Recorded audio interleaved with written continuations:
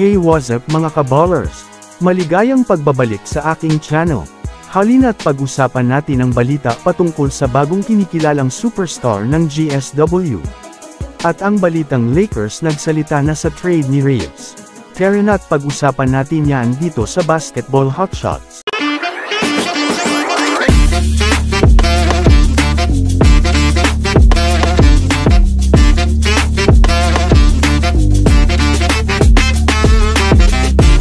Una nga tayong ako mga kabowlers sa pinakabagong balita ngayon, patungkol sa kupunan ng Los Angeles Lakers.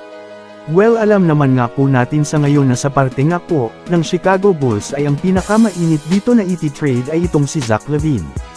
Nang mga nakaraang araw lang nga po mga kabowlers ay napapabalitang, gustong-gusto nga daw na makuha nitong si Chicago Bulls itong batang player, ng Lakers na si Austin Reeves kapalit ni Zach LaVine.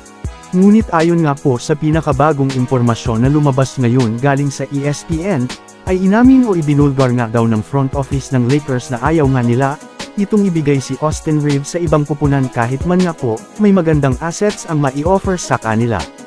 Alam naman nga po natin mga kabowlers na isa itong si Austin Reeves, sa mahahalagang player ng Lakers na napapakinabangan nila ng husto, at minsan na rin nga pong nagbigay sa kanila ng malakas na impact.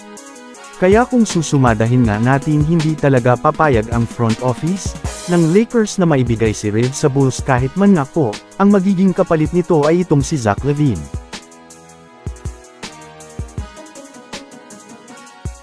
Samantala ako naman tayo ngayon mga kabowlers sa balita, patungkol sa kupunan ng Golden State Warriors.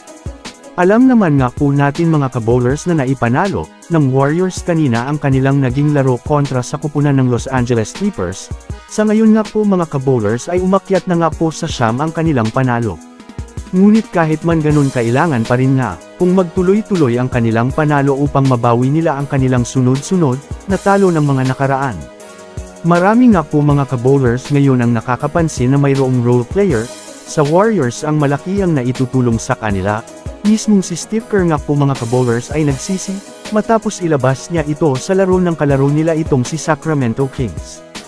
Ito nga mga kabowlers ay si Moses Moody na sa kasalukuyan ay kinikilala ngayon, ng mga fans na ito nga daw ang magiging sunod na superstar sa Warriors. Kung mapapanood nga natin ang bawat laro ng Golden State Warriors ay masasabi, na talaga natin na napakalaki nga ng impact nito sa Warriors pagdating sa depensa, at lalong-lalo na si opensa.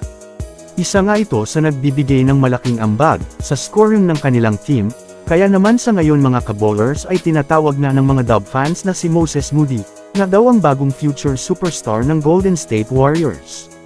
So that's it for today's video mga kabowlers. Yan lang ang ating pag-uusapan sa ngayon. Pindutin na ang subscribe, and hit nyo na rin ang notification bell, para sa mga susunod na updates sa mundo ng basketball. Again, this is Basketball Hotshots. Thanks for watching.